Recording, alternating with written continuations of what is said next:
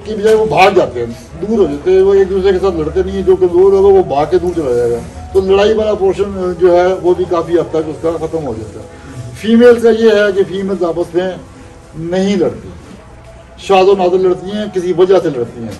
ख़ास तौर पे जब उनके अंदर हार्मोनल चेंजेस आ रही होती हैं उस वक्त वो लड़ती हैं, या लड़ना भी ना कहूँ तो मैं वो एक ऊपर आप माउंटिंग करती हैं। तो ये इंडिकेशन भी मिलती है हमें कि यार ये जो माउंटिंग कर रही है ये इस वक्त हीट पे आई हुई है, तो इसकी हमने अभी जो है वो अपना मीटिंग करानी है। तो फीमेल्स में अंदर लड़ने वाला इतना ज़्यादा नहीं है चांस। अब आ जाएगा मसला कि जी फिर हम इनकी मीटिंग कैसे कराएंगे। तो मीटिंग एरियाज बनाए जाते हैं, जा सकते हैं, और थोड़े छोटे करके आप उसके मीटिंग एरियाज बना सकते हैं। तो मेट कराने के लिए पहले मेल को उस मीटिंग एरिया में छोड़ दें 10-15 मिनट, आधे घंटे के लिए, ताकि वो अपने उस चीज़ को मान ले कि यार ये मेरी है। जब आप उसको छोड़ेंगे तो वो डेफिनेटली उसके ऊपर अपना स्पॉट्स फेंकता है कि ये मेरा एरिया है, वो अपने ड्रॉपिंग फेंकता है, यूरिन का स्प्रे करता है, तो वो उसको, और उसके बाद वो उसको मान लेता है ये मेरा है। फिर आप फीमेल को छोड़े तो फीमेल भी थोड़ी देर के बाद उसके साथ एडजस्ट हो सकती है और मीटिंग हो सकती है। तो मेरा ख्याल है कि हमें ना कंपेरिजन अगर करूँ तो ओपन लड़के को बुला दो सारे कप उठाने, वो ज़्यादा बेहतर है, वो ज़्यादा बेहतर है। हाँ, जब आएगा सीजन आ जाएगा ब्रीडिंग का, तो फिर फीमेल्स को आपको जगह देनी पड़ेगी और उनको नेस्ट बॉक्सेस लगा के देने पड़ेंगे। तो एक दफ़ा जब आपने उनको नेस्ट बॉक्स लगा दिए और फीमेल ने नेस्ट बॉक्स एक्सेप्ट कर लिया, तो फिर 4, 5, 6, 7, 8 फीमेल भी उस खुले एरिया में अपने ही नेस्ट बॉक्स में जाएंगी, किसी दूसरे के नेस्ट बॉक्स में नहीं जाएंगी, और बहुत रेयर चांसेस होंगे कि वो किसी के बच्चों को जाके डिस्टर्ब करें। तो इसमें ज़्यादा फायदा है। अच्छा मेजर साहब जी सर, अगर कोई गलती से एक आध खरगोश भी उनमें चला गया तो वो पता लग जाएगा, फौरन पता चल जाएगा, पता चल जाएगा। फॉर मेल फीमेल तो फटाफट पता चल जाता है, वो तो किसी को टिकने ही नहीं देगा। एक मेल 10 फीमेलों को टिकने नहीं देगा, तो वो तो मॉडल है जी सर, इसके ऊपर बहुत आला पैमाने पे जदीद अंदाजों के साथ भी काम हो रहा है। जी सर, वो जो हमारे इस काम में बात है वो भी अभी उनके ये नहीं कि उन्होंने सब ने इसको रिजेक्ट कर दिया। जी सर, उसको उन्होंने नया नाम दे दिया सेमी कॉलोनी सिस्टम। ठीक है सर। लेकिन उसमें जो एक उन्होंने मेजर लिया, उन्होंने कहा कि ये अनलिमिटेड के साथ नहीं हो सकती गेम। आपने चाहे कॉलोनी सिस्टम बना दिया, आप जैसे आदत 6 साल का फार्म है, इसके ऊपर आप जाली के ब्लॉक बनाएंगे। जी सर, उस जाली के ब्लॉकों के अंदर गिनती के अदादो शुमार मुताबिक फीमेल छोड़ी जाएंगी, ऐसे।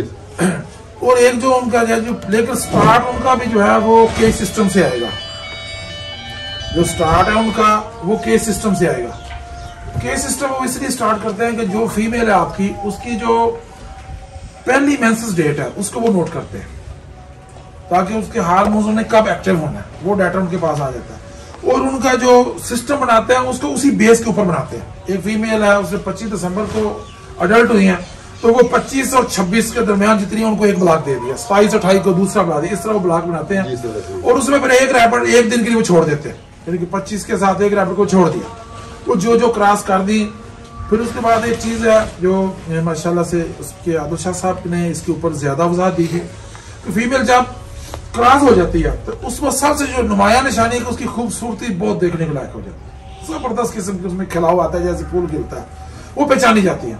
तो जो उसमें से रह जाती है फिर उनको चुन के अलग कर लेते हैं, और वो मखसूस एरिया में उनके मखसूस ब्रीडोबक्स भी लगे होते हैं।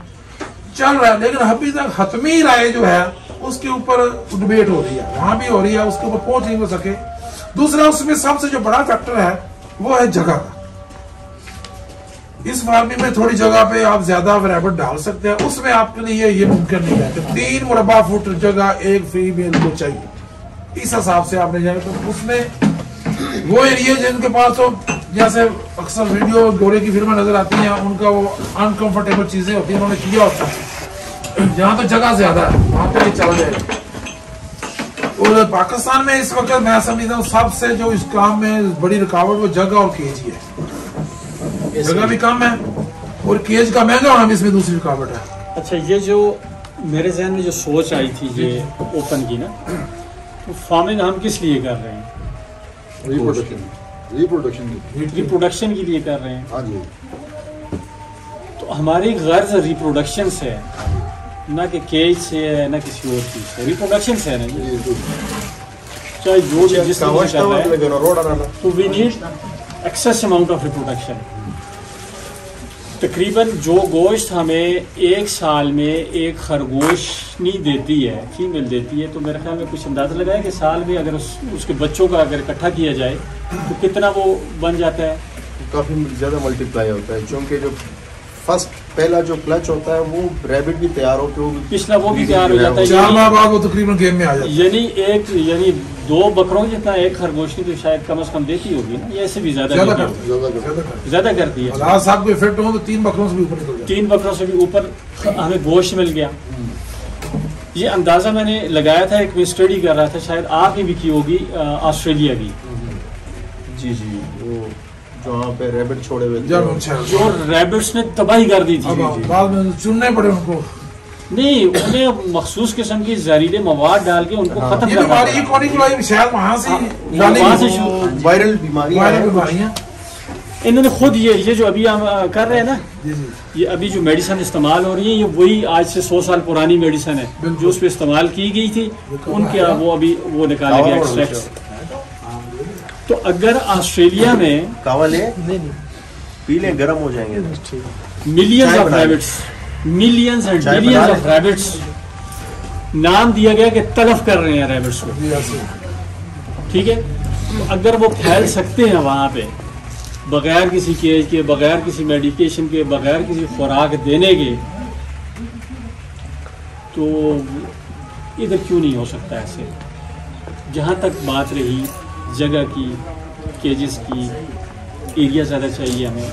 अगर आपने मेजर साहब, आपने कारी साहब, आपने काम करना है, आदिल साहब ने काम करना है, तो फिर आपने देखना है कि मैंने कहाँ जाके काम करना है, क्योंकि काम करना है ना। पेशावर से उठ के यहाँ पे आए हैं क्योंकि उन्होंने काम करना था।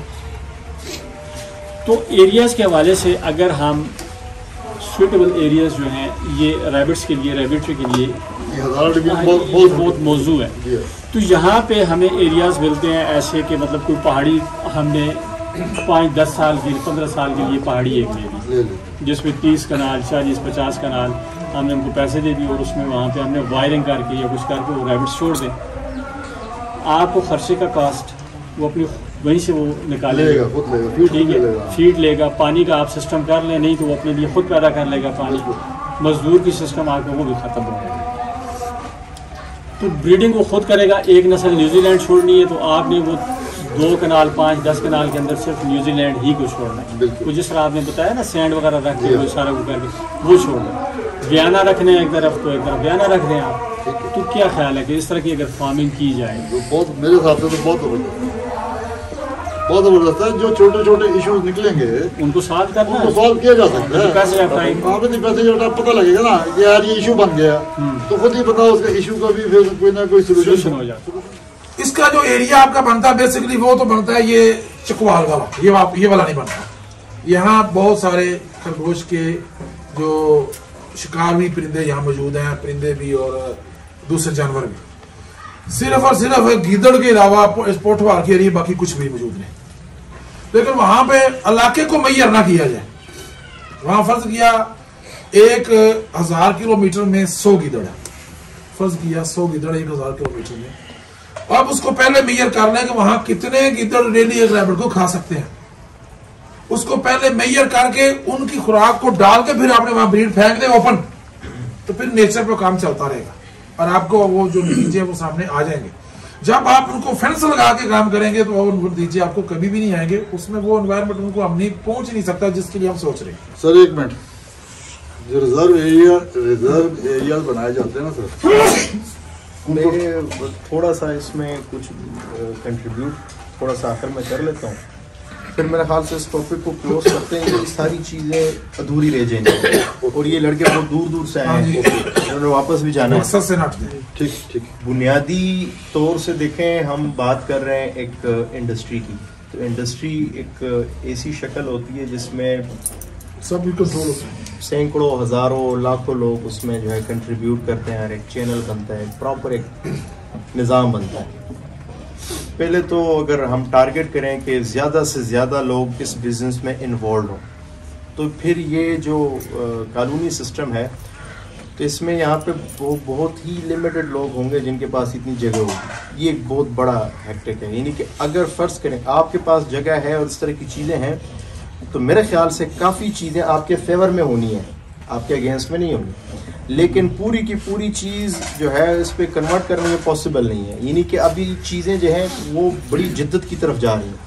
हर किस्म की फार्मिंग आप देख लें, कॉ फार्मिंग देख लें और देख लें, तो बहरहाल इसमें भी कुछ और पेचीदगियाँ भी आ जाती हैं। जिस तरह हसन भाई ने बोला है कि वो कम उम्र में ब्रीड कर लेते हैं, और ये हमारे साथ हुआ है कि 3.5 महीने टोटल उम्र थी और उसने बच्चे डिलीवर किए, मतलब कि 2.5 उम्र में वो 2.5 महीने में वो कहीं मेट हुई है। तो ये नॉर्मली अगर हम देखें तो हमारे सेंसेस यहाँ पे स्टॉप है वहाँ काम नहीं करते। दूसरा, चूंकि हम थोड़ा बहुत अभी होटल्स और इस तरह के जो हमारे पोटेंशियल कस्टमर्स हैं वो थोड़ा बहुत हम वहाँ पे नॉकिंग दे रहे हैं, तो वहाँ पे जो सबसे बड़ी जो चीज़ हमारे सामने आ रही है, अब वो ये कहते हैं कि आप कितने किलो का रैबिट पर पीस कितने किलो का होगा आप हमें देंगे। मतलब कि एक रेस आगे आने वाली है आने वाले दिनों में। यानी कि वो चाहेंगे कि एक ऐसा रैबिट उसको मिले जिसकी मीट जो है, जिसकी ज़्यादा से ज़्यादा मीट हो और वो कम उम्र के साथ हो। यानी एक कस्टमर की अभी नीड आ गई है। यानी कि पूरी की पूरी इमारत अभी उसी कस्टमर पे हमने ज़ाहिर है उसी पे डिपेंड कर रहा है, उसी पे इन्हिसार कर रहा है। तो चीज़ें अगर उसके मुताबिक आगे डेवलप नहीं हो रही तो फिर भी प्रॉब्लम है। तो वहाँ पे काफ़ी चीज़ें जो है वो ओवरऑल देखें तो मल्टीप्लिकेशन बहुत ज़्यादा होगी, शानदार होगी, इतनी होगी कि आप समझ लें कि संभाल नहीं सकेंगे। लेकिन हर एक बंदे के लिए पॉसिबल नहीं है। यानी कि अगर आपके पास जगह है और आप उसको सही तरीके से प्रोटेक्ट कर लेते हैं, लेकिन ये जहन में रखिएगा कि प्रोटेक्शन ऐसी हो कि बाकी में हो। उसकी वजह ये है, हमारे तो यहाँ पे शेड है, पिंजरे हैं, यहाँ पे कुत्ते आके और ये जाली फाड़ के वो अंदर चले गए थे। मतलब अल्लाह ने खैर किया है, ज़्यादा नहीं हुआ मसला, लेकिन करते हैं वो खराबी पैदा करते हैं। और इस तरह के ये यहाँ पे मेरा ख्याल से पहाड़ों में वोल्फ वगैरह भी होते हैं, वो ज्यादा ताकतवर होते हैं, थोड़े बड़े होते हैं। जी अच्छा, इसमें ऑस्ट्रेलिया की बात हो रही है। ऑस्ट्रेलिया से जब वो खरगोश खत्म हुए ना, अब वहाँ पे क्या है, अब वहाँ पे जंगली बकरियाँ, और हर साल वो लाखों बकरियाँ पूरी दुनिया में वो फ्री पकड़ के तो बेचती हैं। ऑस्ट्रेलिया बहुत बड़ा है, इसलिए जो यहाँ पे जानवरों को जगह मिले ना और वहाँ पे उसका शिकार में प्रोटेक्शन है, वो फिर इसी तरह ही होता है। दूसरा, मेरे कुछ दोस्त हैं क्वेटा साइड पे, तो उनसे मेरी पिछले दिनों बात हो रही थी इसी हवाले से कि रैबिट को अगर वाइल्ड में छोड़ दिया जाए, तो उनका एक नज़रिया था कि यार आदिल भाई, मैंने बहुत सारे रैबिट जो है उसको मैंने वाइल्ड में छोड़ा है, लेकिन वो सर्वाइव नहीं कर पाए।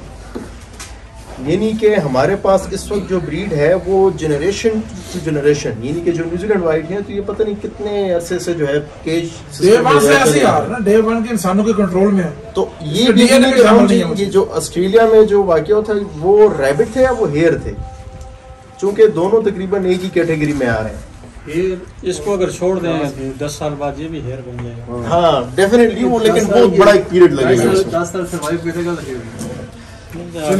अच्छा, मेरे ख्याल से ये चीजें जरा करते हैं, हाँ वाइंड अप करते हैं। अच्छा।